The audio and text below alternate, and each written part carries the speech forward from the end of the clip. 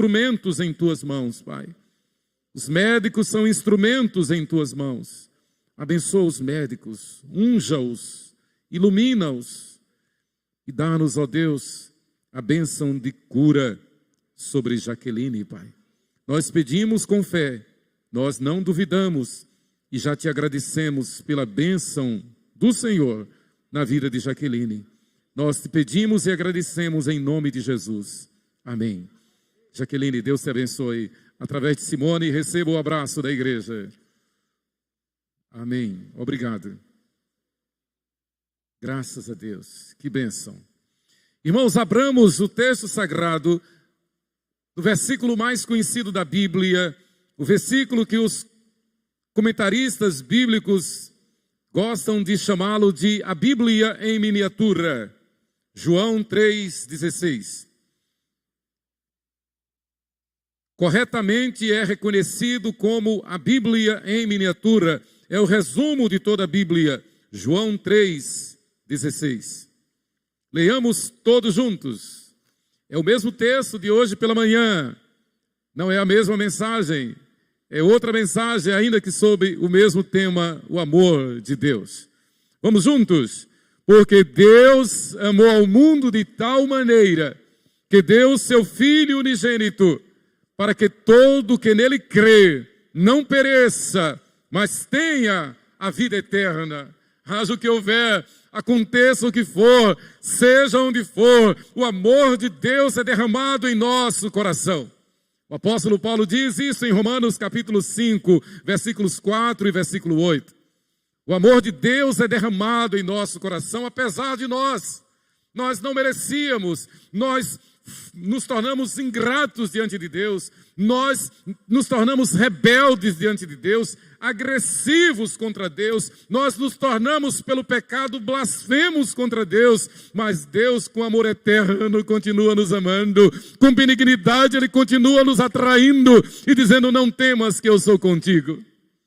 Quando você passar pelas águas, elas não te afundarão. Quando você passar pelo fogo, o fogo não te chamuscará. Quando você pensar que está sozinho, eu te carrego no meu colo. Deus cuida de nós.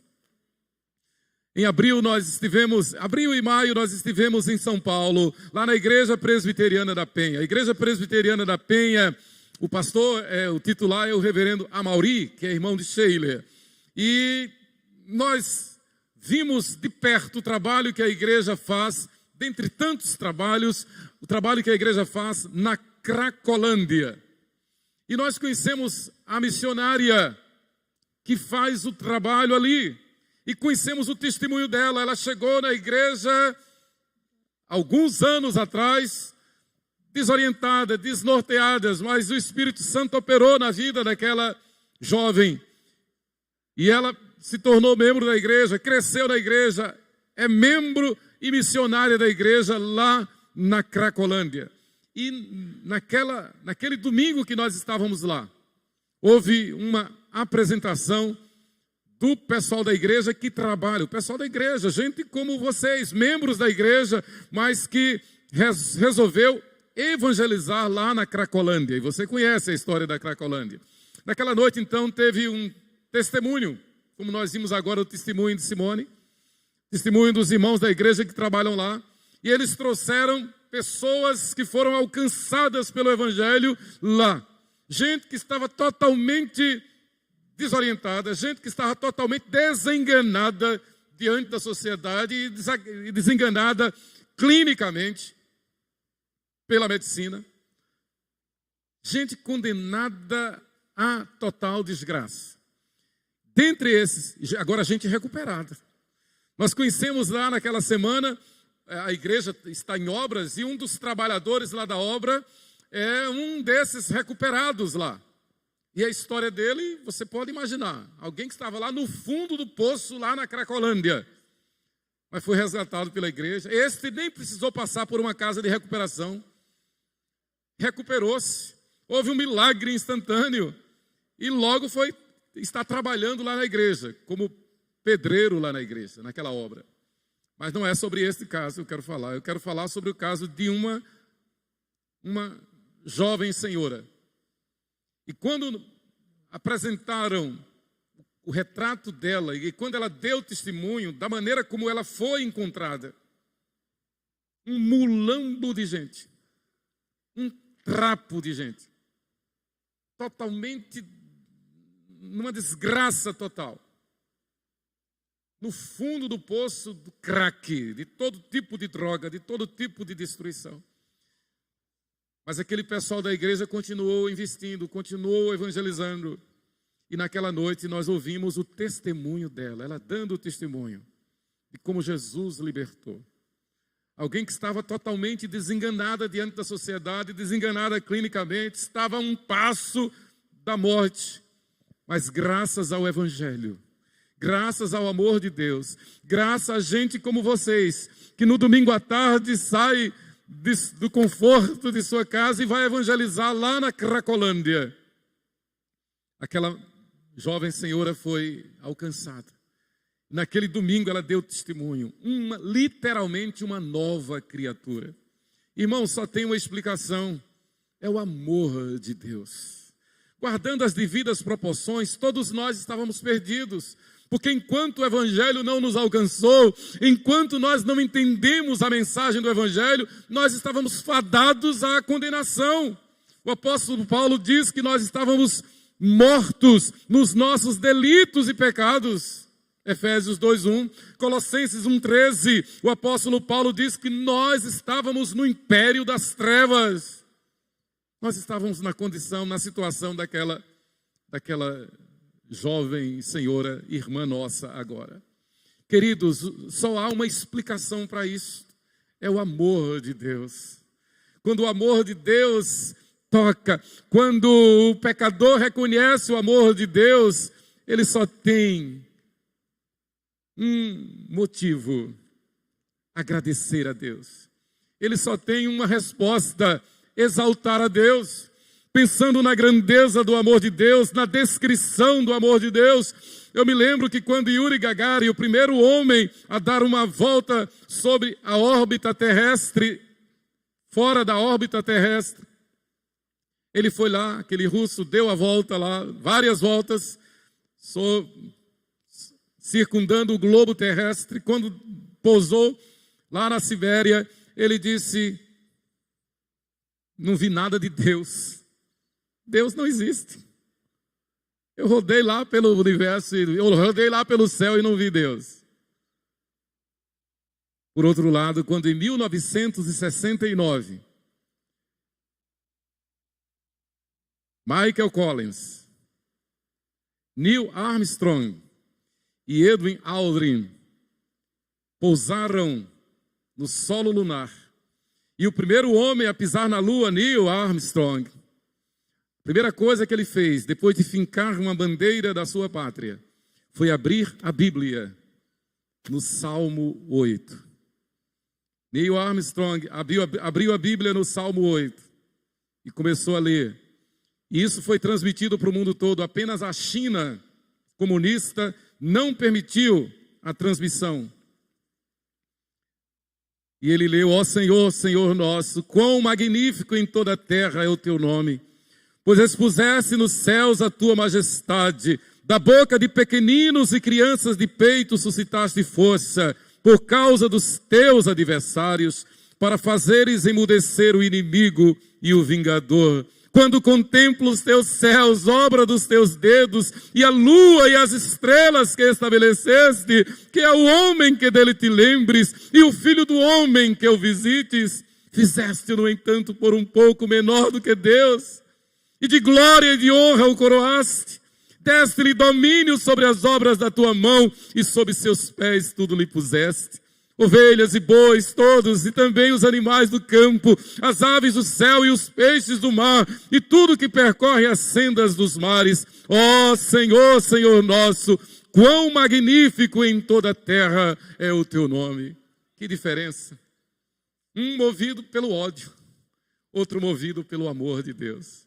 Mas todos contemplados com a natureza, criação de Deus. Cada um vê do seu jeito. O amor de Deus é derramado, Deus manifesta o seu amor, Deus manifesta a sua graça. O sábio é aquele que teme ao Senhor. O sábio é aquele que reconhece: Deus está presente. A Bíblia diz que, na verdade, o homem que intenta contra Deus, o homem que se arvora a dizer que não crê em Deus, é um louco, é um nécio. Salmo 14, versículo 1, diz: o nécio no seu coração: Deus não existe.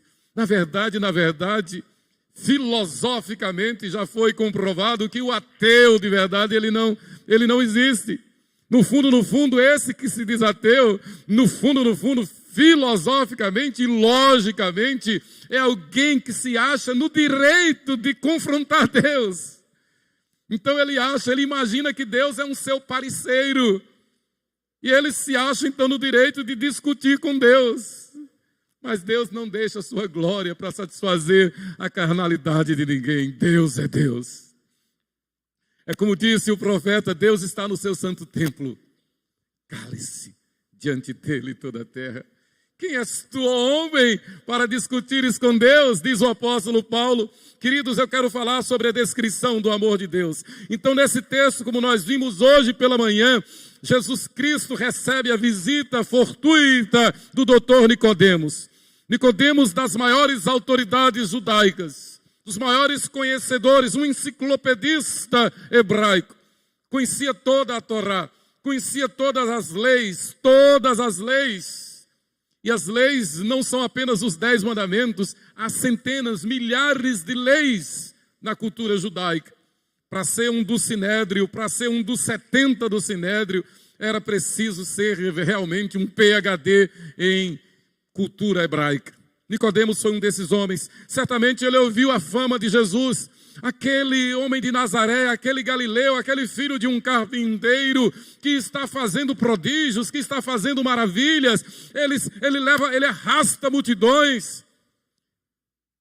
Quem é este? Um simples, um homem que não procura aplauso para si, mas ele atrai multidões e, detalhe, todos testemunham de que ele faz sinais, prodígios e maravilhas. Nicodemos ouve o relato do que faz aquele homem, Jesus, e ele quer conhecer. Mas o texto diz que ele foi à noite, porque ele tinha vergonha dos seus pares, da sociedade. E na verdade, como diz Isaías, Jesus foi um homem de quem os homens viravam o rosto, porque na sua beleza não havia beleza nem formosura. Em sua vida aqui na terra, Jesus foi desprezado, embora sendo Deus. Embora fazendo maravilhas, embora falando palavras da vida, embora sendo a essência do amor, Jesus fora desprezado. Basta lembrar que no momento que ele mais precisou dos seus amigos mais achegados, todos o abandonaram. Até João, o apóstolo do amor, o deixou sozinho. Dos mais íntimos, Pedro o negou 3 vezes e ainda com impropérios. E foi um dos seus apóstolos. Ser apóstolo de Cristo implica em ter sido chamado por Cristo, discipulado por Cristo, doutrinado por Cristo, pastoreado por Cristo. Certamente um dos maiores sofrimentos nossos, pastor Lucas, é quando a gente recebe uma ingratidão. Uma vez quando eu era pastor na 13 de maio, e eu gosto muito das crianças, e eu chegava cedo, sentava no primeiro banco, eu já era pastor.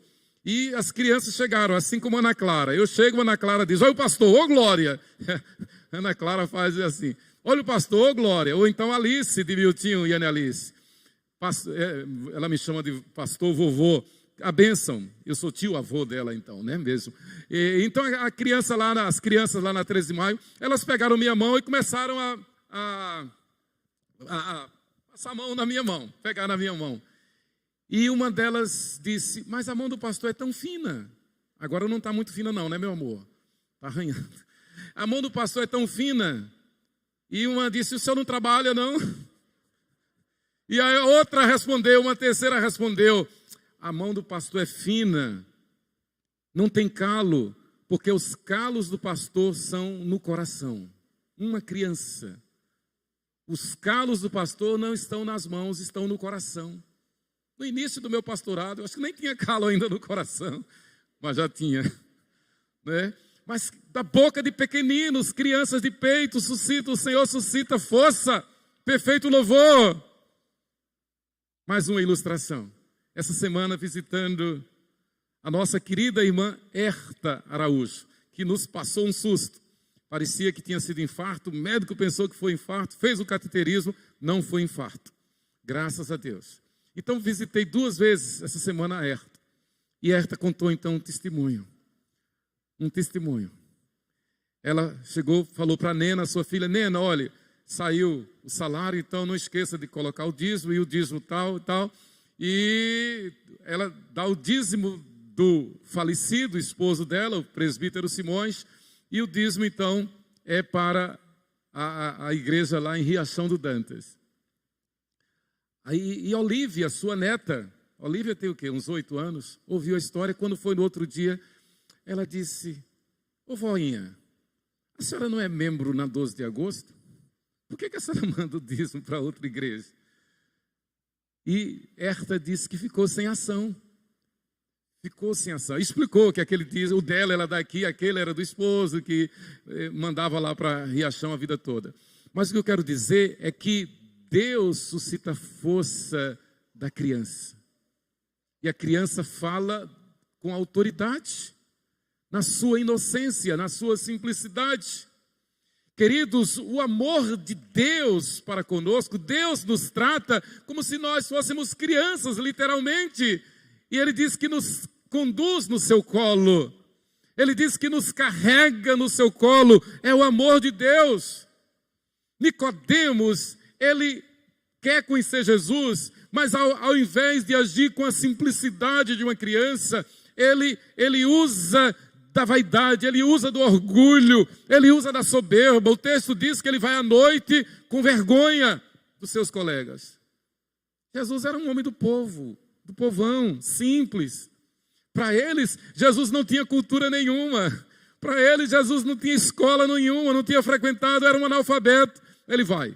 Mas, encurtando a história, Jesus recebe, Jesus começa a tratar com Nicodemos, e Jesus então diz: olha, Nicodemos, do modo porque Moisés levantou a serpente no deserto, assim te importa que o Filho do Homem seja levantado, para que todo o que nele crê tenha a vida eterna. Jesus já havia dito que era necessário nascer de novo. O que nasce da água da carne é carne, o que nasce do Espírito é Espírito. E aí Jesus reforça a mensagem dizendo, lembrando a Nicodemos, um doutor da lei, conhecedor profundo de Moisés, e diz: Nicodemos, você lembra da história da serpente? E eu quero compartilhar aqui. Irmãos, a heresia serve-se dessa figura da serpente para justificar a construção de ídolos, de imagem de escultura. E eles tentam se basear nesse fato, nesse caso da serpente lá no deserto. Não tem nenhuma base para a imagem de escultura, não tem nenhuma base para ídolo, não tem nenhuma base para se venerar um ídolo, uma imagem. Aquela serpente não foi construída para isso. Aquela serpente está para a história de Israel, está para a fé hebraica, da mesma forma que a Santa Ceia, o pão e o suco de uva estão para o sacramento da Santa Ceia, apenas um memorial. Da mesma forma que este anel, que nós chamamos de aliança, é um memorial para fazer-nos lembrar que nós somos casados. Quando eu olho para esse anel e lá dentro dele está escrito Sheila, meu amor, né? Para lembrar que eu sou casado com Sheila. É apenas um memorial, mas nunca, jamais para que eu venere esse anel, para que eu o tenha como base, né? de adoração. Ele é apenas um sinal, é apenas um símbolo, é apenas uma lembrança. A serpente foi levantada, e aí, como bem diz o Dr. Russell Shedd, comentando, a serpente levantada, e o verbo levantado, o verbo hipersocem, o verbo que João usa aí, o verbo levantar, é o verbo hipersocem. É alguma coisa que é levantada para atrair a atenção, para chamar a atenção. A gente vê isso muito na prática. Onde é que a gente sabe que vai receber mensagens? No celular. Onde é que a gente sabe, por exemplo, que pode resolver os problemas bancários? Eu não lembro quando foi que eu entrei numa agência bancária. Desde que tem o aplicativo no celular, a gente resolve tudo aqui. Então, aquela serpente levantada, o verbo hipersocem, mostra, comprova, de que foi apenas um dispositivo para fazer Israel lembrar de quê? Do seu pecado. A história é a seguinte: o povo blasfemou contra Deus, o povo se rebelou contra Deus, o povo reclamou de ter saído do Egito, então Deus mandou uma praga, serpentes para picar aquele povo. E mais de 70 mil hebreus foram mortos, porque foram picados por aquela serpente. Deus mandou aquela praga por quê? Porque o povo se rebelara contra Deus. Porque o povo cometeu um desatino. Porque o povo pecou contra Deus. Então Deus, que disciplina, mandou aquelas serpentes. Moisés intercedeu pelo povo. Moisés orou a Deus pelo povo, pedindo que o povo fosse salvo, que aquela praga cessasse. Deus então disse: Moisés, faça o seguinte, faça um simulacro, faça uma cópia da serpente de bronze e levante no meio do arraial. Aqueles que olharem para a serpente, esses serão curados. Qual é a ideia? E como bem explica aqui o reverendo Dr. Russell Shedd, ele diz: a ideia era exatamente que o povo, olhando para aquela serpente, reconhecesse o seu pecado, visse aquela serpente, ela está apontando, ela está mostrando, é um aplicativo que diz, um dispositivo que diz que eu pequei. E porque eu pequei, Deus mandou serpentes para mim picar, para matar o povo. Então, olhando para aquela serpente, eu vejo o meu pecado. Quem não reconhece que é um pecador? Nós reconhecemos que somos pecadores não porque tem uma serpente, mas porque o Espírito Santo, nós estamos no Novo Testamento, o Espírito Santo nos convence do pecado, da justiça e do juízo. Devemos lembrar que no Antigo Testamento o Espírito Santo não fora dado ainda. Então tudo era em cima de simbologia, o culto era toda uma simbologia, era o sacrifício de animais, era o holocausto, era a oferta de animais, o derramamento de sangue. Mas agora nós estamos no Novo Testamento, então não precisa mais de imagem, não precisa mais de um dispositivo como aquela serpente de bronze, porque o Espírito Santo já veio e ele nos convence do pecado, da justiça e do juízo. Então a história da serpente é esta. Jesus então volta atrás no tempo, chama a atenção daquele doutor da lei, doutor da Torá, doutor do Antigo Testamento e diz: olha, Nicodemos, assim como Moisés levantou a serpente no deserto, assim importa que o Filho do Homem seja levantado, para que todo que nele crê tenha a vida eterna. João 3, 14 e 15. E no versículo 16, Jesus arremata, Jesus completa e diz: porque Deus amou o mundo de tal maneira que deu o seu Filho unigênito, para que todo que nele crê não pereça, mas tenha vida eterna. Em outras palavras, Jesus está dizendo a Nicodemos: Nicodemos, não basta conhecer a lei, não basta conhecer a Bíblia, não basta ser religioso, não basta seguir os mandamentos, não basta, é preciso crer no Filho de Deus, o único que tem poder de salvar. E a grandeza do amor de Deus está justamente no fato de que Deus deu o seu Filho unigênito para morrer por nós, miseráveis pecadores. Sexta-feira, eu e Sheila fomos ao sepultamento de um aluno de Sheila, um menino de 8 anos. Começou a semana bem, no início da semana teve uma dor de cabeça. Quando chegou no hospital, já estava com morte encefálica. Na quinta-feira faleceu, na sexta-feira foi o sepultamento. Que dor! Nós chegamos num momento desse, não temos palavras, não tem palavra para dizer àquela mãe, para dizer à família, que perda! Olhando aquele menino ali no caixão. Tanta coisa vem à nossa mente, à nossa memória. Mas somos levados também, somos instados também a nos lembrar de que Deus ofereceu o seu Filho perfeito. Deus deu o seu Filho para morrer em nosso lugar, para morrer pelos nossos pecados. Isto é a grandeza insondável do amor de Deus. Imensurável do amor de Deus. O método é este. Ele deu o seu Filho perfeito, justo, santo, imaculado, para morrer pelos nossos pecados. Ele assumiu a nossa morte. Então Jesus diz a Nicodemos: Nicodemos, só existe um meio de salvação, é crer no Senhor Jesus Cristo. E Jesus está dizendo: vai chegar o dia em que eu serei levantado, eu serei cravado naquela cruz maldita, eu serei sepultado, mas Nicodemos, eu ressuscitarei, porque eu sou Deus convosco. Agora não precisa mais de símbolos, agora não precisa mais de simulacro, agora não precisa mais de uma imagem, agora não precisa mais olhar para uma serpente. Aquilo ali foi apenas um símbolo de que chegaria o dia em que o Filho perfeito de Deus seria levantado na terra, hipersocem, aquele que é levantado para trazer vida.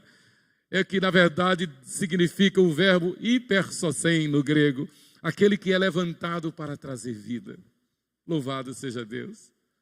Das boas memórias do meu tempo de criança, parafraseando o Padre Zezinho, das boas coisas do meu tempo de criança, era quando eu ficava na porta de casa, esperando mamãe chegar. Mamãe é professora e ela chegava às 5h30, 6 horas da tarde. E eu sabia, enquanto ela não chegasse, eu era muito criança, e eu tenho gravado isso. Enquanto ela não chegasse, eu não ficava tranquilo. Eu tinha que ficar ali, esperando. E quando ela apontava lá na esquina, era um bálsamo para mim. Era uma tranquilidade. Mamãe chegou, graças a Deus. Os filhos sabem disso, os pais sabem disso. Nós, os pais, quando encontramos nossos filhos, né? Vocês que já têm netos, quando encontram os netos, né? É um encontro inefável, indescritível. Jesus então diz: olha, o melhor encontro é o encontro comigo. Jesus diz: Nicodemos, de nada adianta você conhecer a religião, você conhecer a lei, se você não ver a mim como o caminho, a verdade e a vida. E eu quero concluir, irmãos, deixando alguns conceitos. A descrição do amor de Deus implica em que Deus nos ama indistintamente. Apesar de nós, apesar das nossas mazelas, apesar das nossas fraquezas, apesar das nossas transgressões, Ele continua nos amando. Com amor eterno eu te amei, por isso com benignidade eu te atraí. Não desanime. Não desanimemos, nós somos tendentes a vacilar, nós somos tendentes a desanimar, nós somos tendentes a fraquejar, nós somos tendentes a ceder à carne.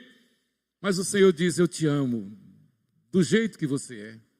Eu cuido de você, eu providencio para você todo um aparato, eu providencio para você saúde, vida, sustento, provisão. Eu providencio para você amigos mais chegados que irmãos. Eu providencio para você a natureza. Que coisa boa a gente contemplar a natureza. Eu providencio para você a minha palavra. Ouvimos agora no testemunho de Simone que no auge da sua angústia, da sua aflição, do seu sofrimento, o que lhe fortaleceu foi a palavra de Deus. E na hora que ela estava para decidir, recebeu uma mensagem. Josué 1:9. Não temas que eu te ajudo. Eu sou contigo. A palavra nos conforta, nos consola. Deus nos ama indistintamente.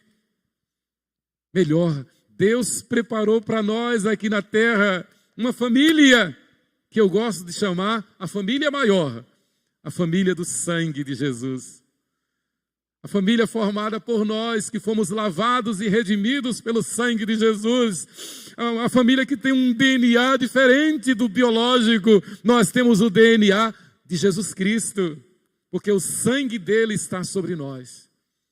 É a família maior, é a igreja. Deus provê para os que creem, uma igreja onde nós vivemos em harmonia, onde nós crescemos na graça e no conhecimento do Senhor, onde nós recebemos do Senhor palavras de vida, onde nós nos reunimos para celebrar o louvor a Deus. Uma igreja, como disse o presbítero Levi hoje, passou 2 domingos ausentes, estava com saudade.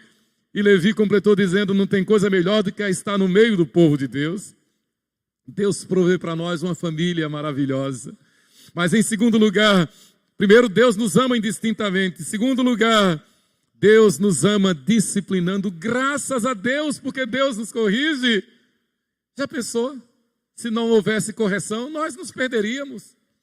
Tem que ter uma correção, tem que ter um dispositivo que nos ensine a andar na linha. Só para ilustrar, já pensou se não houvesse sinais de trânsito? Se não houvesse semáforos? Tem um caminho que a gente pode ir para a nossa casa lá na Barra dos Coqueiros, que vai por ali, por trás daquele shopping, e passa pela Rua Belém, para atravessar uma avenida muito movimentada. Não tem semáforo ali. É uma loucura. É preferível fazer uma volta grande, porque atravessar ali é perdido, não tem jeito. Falta um semáforo. Então, graças a Deus pelos sinais de trânsito, graças a Deus pelas advertências. Graças a Deus, por exemplo, quando a gente faz o seguro do carro, e o segurador, o agente segurador do carro, ele acompanha, ele cuida. A gente nem precisa se preocupar. Ele está ligando, ele está ligado, ele está informando. É um dispositivo. Deus nos ama disciplinando. A Bíblia diz que Deus disciplina quem Ele ama. Ele nos chama para si. Ele nos corrige. Ele nos adverte. Ele levanta pessoas que nos ajudam a vigiar.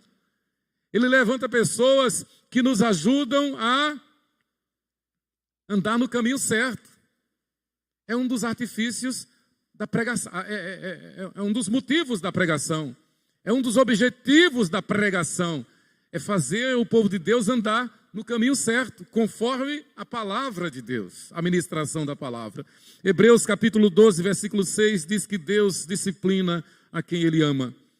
A descrição do amor de Deus. Primeiro, porque Ele nos ama indistintamente. Segundo, porque Ele nos ama disciplinando. Graças a Deus pela disciplina de Deus. Só para ilustrar, por exemplo, quando nós sabemos do nosso compromisso que temos como membros da igreja.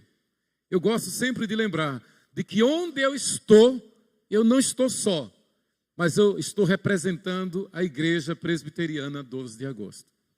Quem me vê, não vai ver a mim só, vai ver a Igreja Presbiteriana 12 de agosto. Eu entendo que isso é um dispositivo de vigilância. Eu não represento apenas a mim, mas eu represento a vocês todos, porque eu sou parte da Igreja Presbiteriana 12 de agosto. É um dispositivo de disciplina. Em terceiro lugar, Deus nos ama garantindo a salvação a quem obedece. Então, servindo-nos da lógica do diálogo de Jesus com aquele doutor da lei, Nicodemos, em outras palavras, Jesus está dizendo, olha Nicodemos, você e o sinédrio, você e os doutores da lei, os rabinos, os fariseus, os sacerdotes, vocês estão na contramão da fé, porque vocês estão tentando ir a Deus pelo sacrifício, pela penitência, pela religiosidade. Nada disso vale, Nicodemos.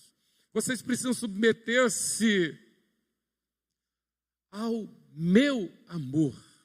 A salvação não é pelas obras, a salvação não é pela religião, não é pelos mandamentos, não é pelo cumprimento de lei, a salvação é pela graça. Pela graça sois salvos mediante a fé. Isso não vem de vós, Nicodemos, é dom de Deus. Segundo, Jesus diz a Nicodemos, Nicodemos, vocês, doutores da lei, imaginam que pelo fato de serem conhecedores, de serem profundos conhecedores, vocês imaginam que estão numa boa, que estão bem. Não, não estão, Nicodemos. Vocês precisam submeter-se à disciplina, para não acontecer aquilo que o povo disse lá no tempo de Malaquias, que o presbítero Chico falou. Malaquias capítulo 1, versículo 2. Eles se arvoram ao direito de questionar Deus, de criticar Deus. O Senhor diz que nos ama, mas nos ama em quê? É o auge do desatino, da arrogância, da soberba, da vaidade. Aquilo que Yuri Gagarin fez. Deu uma volta na órbita terrestre. Quando desceu, disse: eu não vi Deus nenhum. Deus não existe. Ele não viu Deus. É o homem na sua arrogância, na sua vaidade. Ele se acha.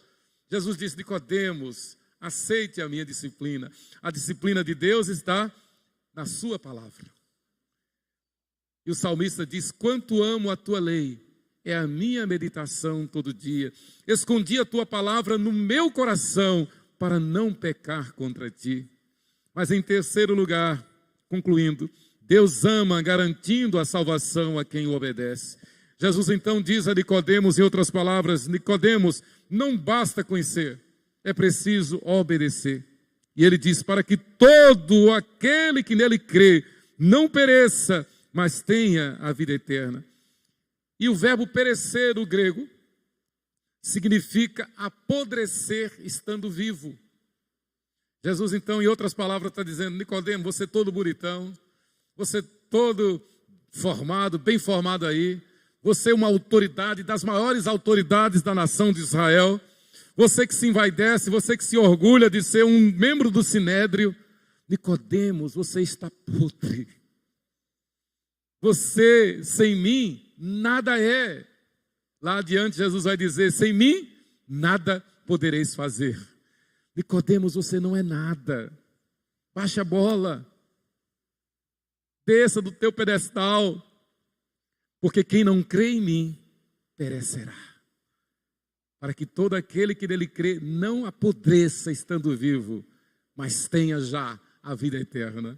Por isso que a nossa teologia sistemática, a nossa doutrina reformada, calvinista, nos alerta, nos anima, nos adverte, à luz da Bíblia, de que o céu começa para o salvo desde o momento da sua conversão. Quando nós fomos selados pelo Espírito Santo, nós nos tornamos potencialmente herdeiros e cidadãos dos céus. O céu já começou na nossa vida. O céu já começou na nossa história. E ninguém pode nos separar do amor de Deus que está em Cristo Jesus. O apóstolo Paulo canta este hino triunfal, dizendo: porque eu afirmo que nem a morte, nem a vida, nem os anjos, nem os principados, nem coisas do presente, nem do porvir, nem poderes, nem altura, nem profundidade, nem qualquer outra criatura poderá separar-nos do amor de Deus que está em Cristo Jesus, nosso Senhor. Por isso que a igreja, os pastores, o conselho da igreja tem que ter muito amor para com as ovelhas. Cuidar muito bem das ovelhas, porque as ovelhas não são do pastor, não são do conselho. As ovelhas são de Jesus Cristo. As ovelhas estão na igreja não porque a gente fez algum esforço.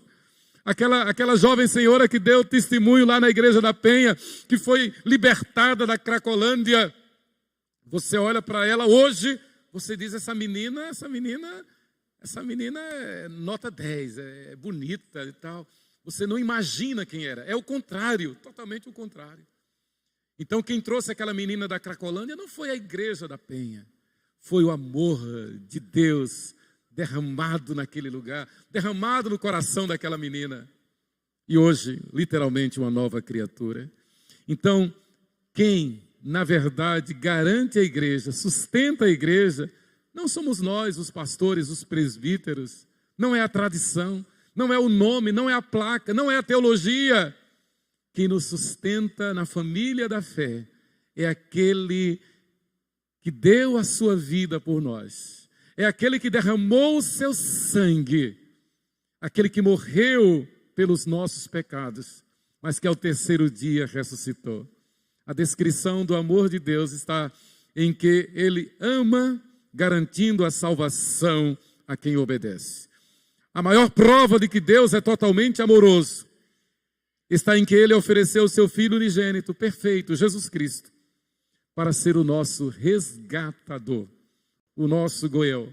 Das histórias mais lindas da Bíblia, e o pastor Lucas fez uma série de sermões, é a história de Ruth e Boaz. Boaz, aquele homem que casou com Ruth e que entrou na árvore genealógica de Jesus? Boaz foi um goel. Goel no hebraico significa resgatador. É aquele que resgata uma herança, é aquele que compra uma herança para si. Se nós somos cristãos, se nós somos crentes, se nós somos membros da igreja, é porque Jesus olhou para nós da mesma forma que Boaz olhou para Ruth. E Jesus nos amou e disse: eu quero casar com você. Eu quero que você seja meu. Eu quero que você seja minha. Eu quero que você seja minha noiva. E eu quero que você seja minha esposa na glória celestial. A sua igreja. Que Deus nos abençoe. Amém. Louvado seja Deus. Nós teremos um cântico. Após o cântico nós vamos orar. O pastor Lucas vai orar, vai impetrar a bênção. E eu quero pedir encarecidamente, após a impetração da bênção e o tríplice amém, os irmãos sentem e nos esperem chegar até a porta, para que a gente possa cumprimentar a todos, tá? Não saiam antes que os pastores estejam lá à porta.